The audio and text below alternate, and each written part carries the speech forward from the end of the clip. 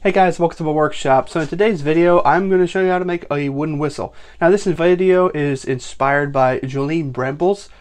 She's also a YouTube creator, and she made this wooden whistle. She made many of them, and she gave them to a bunch of kids that she went and saw in another part of the country. So I'm actually going on a business trip to Honduras, and I thought that's an awesome idea. I'm going to bring some of these wooden whistles down with me and give them to some of the kids. So the plans for this wooden whistle are actually not mine. They're not hers either. They're actually from jpplans.com. If you'll go to that website, the link's going to be in the description of this video.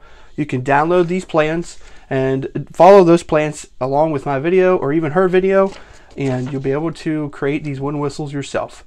But I'm going to go ahead and get started, and then I'm just going to do some narrating throughout this video.